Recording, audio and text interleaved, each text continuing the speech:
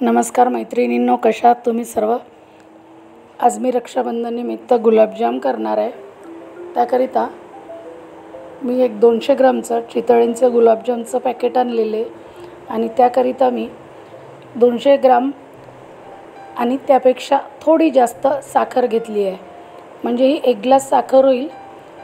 ती मी गंजात पातेल्यात घालून घेतली आहे जाडबुडाच्या, आणि तेवढंच त्यापेक्षा थोडं जास्त 1.5 ग्लास पाणी घातलंय पाकाकरिता, कारण गुलाबजामला पाक हा थोडा जास्त लागतो आणि याचा आपण अगदी साधा एकतरी पाक करणार आहोत।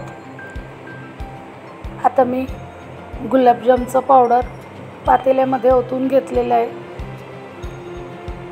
त्यामध्ये मी फक्त 1 वाटी मैदा घालणार आहे।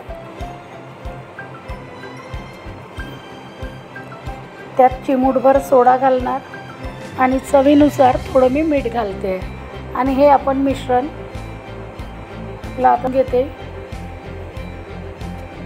आणि हे मिश्रण आपण आता चांगलं एकजीव करून घेणार आहोत आणि नंतर आवश्यक तेवढ्या पाण्याने मी हे मिश्रण भिजवून घेणार आहे। आपलं हे मिश्रण भिजेस्तोवर आणि याच्या गोळ्या करेपर्यंत आपला पाक तयार होऊन जाणार आहे। अगदी 1 वाटीत मी पाणी घेतलेलं आहे आणि त्याने मी हे मिश्रण अगदी एकसारखं एकजीव करून भिजवून घेणार आहे। आणि गुलाबजामचे आपल्याला अगदी स्मूथ गोळे तयार करायचे आहेत। मळून झालं पीठ की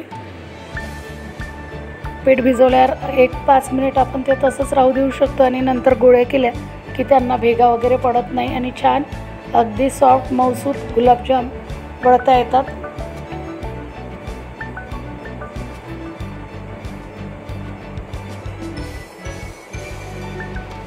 आता माझं पीठ मळून रेडी झालेलं आहे।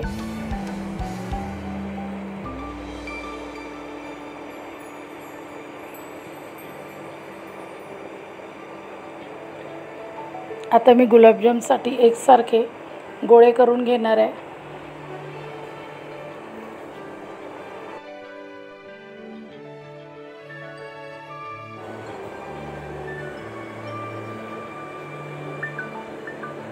आता मी त्याच्या लाट्या तोडून घेते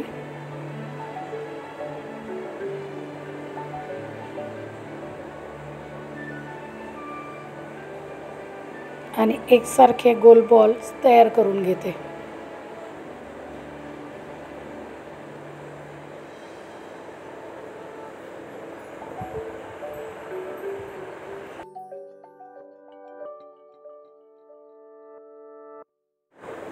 अशा पद्धतीने मी आपले सगळे गुलाबजामचे बॉल तयार करून घेतलेले आहेत।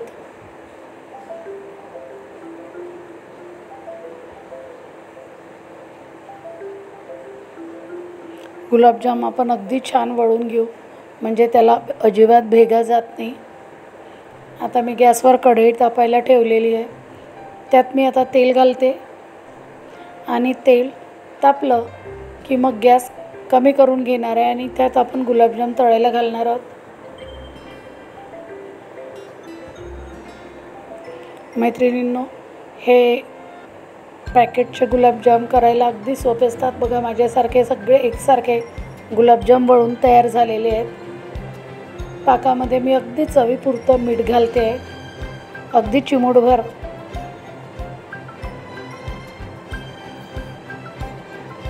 मिठाने गोड अगदी बॅलन्स राहतं आणि चव फार छान येते।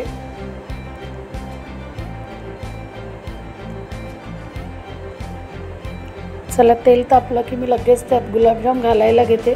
आपला पाकही तयार झालेला आहे। आता मी तो गॅस बंद करून घेते, म्हणजे आपले गुलाबजाम तळेपर्यंत आपला पाक हा अगदी व्यवस्थित टेम्परेचरला राहील। खूप गरम राहणार नाही आणि खूप थंडही होणार नाही। चला, मी आता गुलाबजाम घालून घेते आणि आपलं सगळं प्रमाणात असलं की आपले गुलाबजाम बिघडायचा काहीही चान्स राहत नाही। करायला अगदी सोपे पडतात। पाहुणे आले तेव्हाही आपण अगदी सहज गुलाबजाम करू शकतो। मेन म्हणजे वेळेच्या आधी आपण करून ठेवू शकतो आणि हा पदार्थ असा आहे की मुरला की खायला, पाकात मुरला की अधिक छान वाटतो। मंद आचेवर आपण आपलं तेल आधी तापलेलं होतं, आता आपण गॅस कमी केलेलं मध्ये आणि गुलाबजाम छान तळून घेणार आहोत, म्हणजे आतमधनं कच्चे राहत नाही, छान सरगडी करून एकसारखे शिजले जातात। मध्ये मध्ये आपण झाऱ्याने त्यांच्यावर तेल टाकणार आहोत, म्हणजे डायरेक्ट न हलवता अगदी आपण झाऱ्याने तेल त्यांच्याकडे हे केलं की ते स्वतःच फिरतात आणि त्यांचा आकारही बदलत नाही।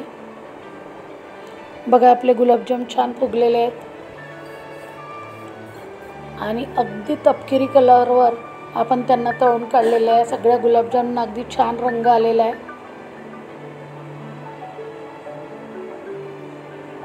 काही वेळ आपण हे थंड होऊ देणार आहोत आणि नंतर आपण ते पाकात घालायला घेणार आहोत। अगदी गरम गरम काढल्यावर लगेच घालायची नाही, एक आपण त्यांची वाफ निघून जाऊ देऊ, म्हणजे आपल्या पाकाचं टेम्परेचरनं गुलाबजामचं टेम्परेचर सारखं होईल आणि छान मुरायला मदत होईल।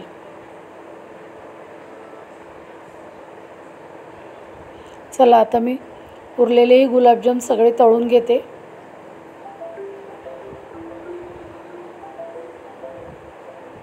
हा पदार्थ आपण आपले घरचे काम आटोपल्यावर अगदी आपल्या सोयीनुसार करून ठेवू शकतो, म्हणजे याला घाई करायची गरज नाही किंवा स्पेशल वेगळा वेळ काढायची गरज नाही।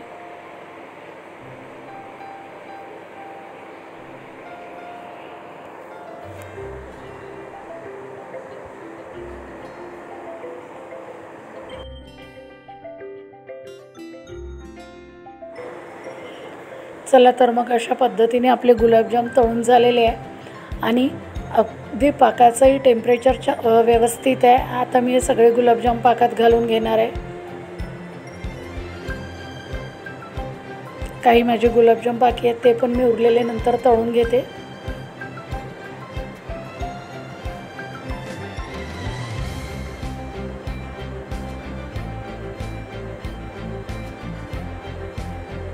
आपला पाकही अगदी व्यवस्थित झालेला आहे। गुलाबजाम डोबायला जेवढा पाक लागतो तेवढा आपला पाक झालेला आहे। चला आणि अशा पद्धतीने आता माझे सर्व गुलाबजाम तळून झालेले आहे।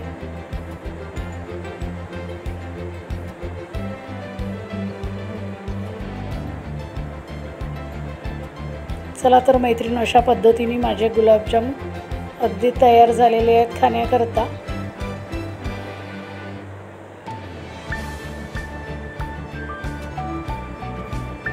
Bye bye. व्हिडिओ आवडला तर नक्की लाईक आणि शेअर करा। धन्यवाद।